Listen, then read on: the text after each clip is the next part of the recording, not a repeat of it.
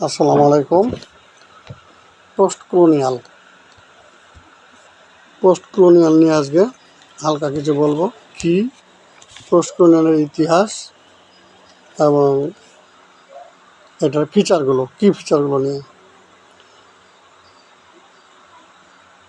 ইংরেজরা এক সময় আমাদের দেশকে শাসন করত, এটাকে বলা হয় কলোনিয়াল। কলোনি স্থাপন করত। ইংরেজরা যখন এই দেশ ছেড়ে চলে গেল, তখন যে সাহিত্য রচনা হতো, এই সাহিত্যকে বলা হয় পোস্ট কলোনিয়াল সাহিত্য বা পোস্ট কলোনিয়াল লিটারেচার। আর এটা কোনো নির্দিষ্ট দেশের জন্য প্রযোজ্য ছিল না। যে কোনো দেশ, যে কোনো উপজাতিকে লেখা, গোষ্ঠীকে নিয়ে লেখা হতো। কোনো দেশ যখন ইংরেজ শাসন থেকে মুক্ত হয়ে বা স্বাধীন হয়ে সাহিত্য রচনা করে, তখন তাকে বলা হয় পোস্ট কলোনিয়াল লিটারেচার।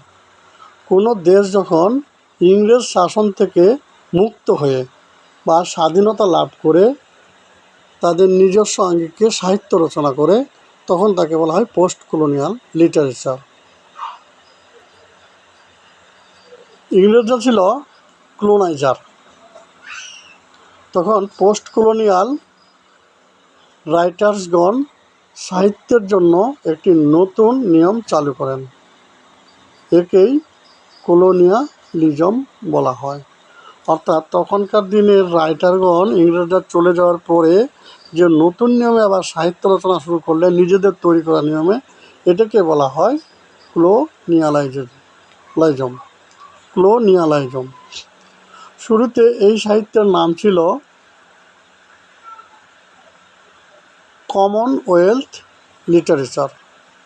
ঘটনাটা হচ্ছে 1960 সালের সাহিত্য ভাণ্ডারকে পোস্ট কলোনিয়াল সাহিত্য ভাণ্ডার বলে। পোস্ট কলোনিয়াল একটি ইউনিভার্সাল টার্ম। ইংরেজরা চলে গেলেও তারা তাদের কালচার, তাদের সিস্টেম, তাদের রীতিনীতি সব কিছু রেখে চলে যায়। তারা চলে যাওয়ার পরেও তাদের কথা, তাদের রুচি, তাদের চরিত্র, তাদের আচার আচরণকে সাহিত্যে ধারণ করে নব্য লেখকেরা সাহিত্য রচনা শুরু করেন। অর্থাৎ ইংরেজ নাই, ইংরেজ চলে গেছে, কিন্তু ইংরেজির যে পোশাক, ইংরেজি যে খাদ্য, ইংরেজের যে আচার আচরণ সব কিছু রেখে গেছে। এখন যখন সাহিত্য লেখা হয়, গল্প লেখানো হয়, উপন্যাস লেখা হয়, এই উপন্যাসে ঠিক সেই বর্ণনা দেওয়া হয় যে তারা চাইনিজ খেতে গেল, বা পোশাকের বর্ণনাটা ঠিক ওই ইংরেজ আমলে যেরকম পোশাক ছিল সেইভাবেই পোশাকের বর্ণনা দেওয়া হয়। এক কথা, ইংরেজ চলে গেছে কিন্তু কালচার রেখে গেছে। এই ইংরেজ চলে গেছে, কালচার রেখে গেছে। এই কালচারকে নিয়ে যে সাহিত্যটা রচনা করা হলো, এই সাহিত্যটাকে বলবো আমরা পোস্ট কলোনিয়াল সাহিত্য।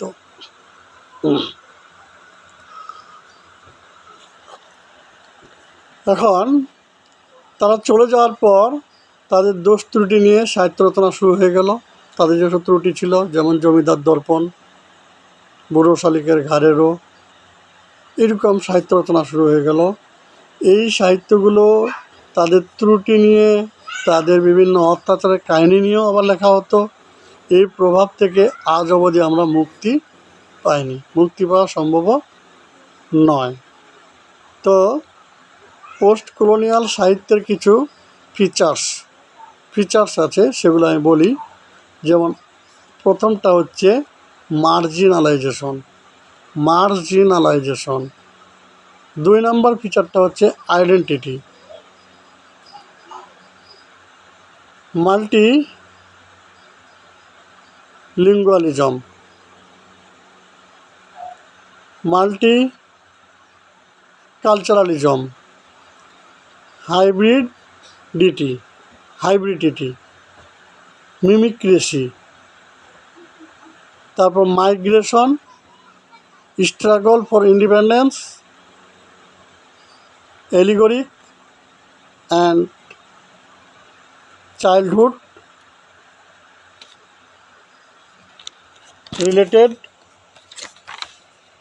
এগুলোই ছিল আমাদের সেই পোস্ট কলোনিয়াল যুগের feature.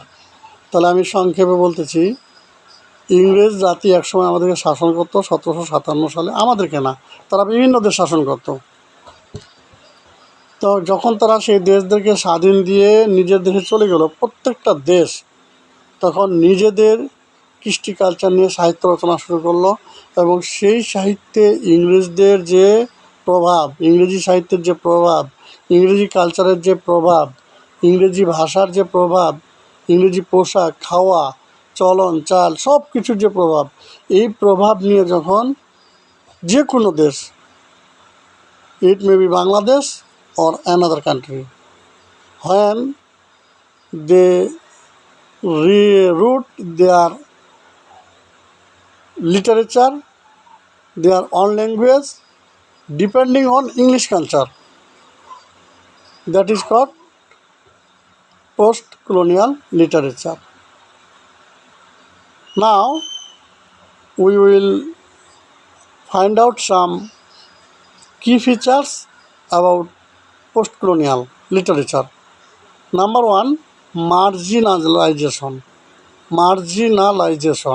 Number two, identity. Number three,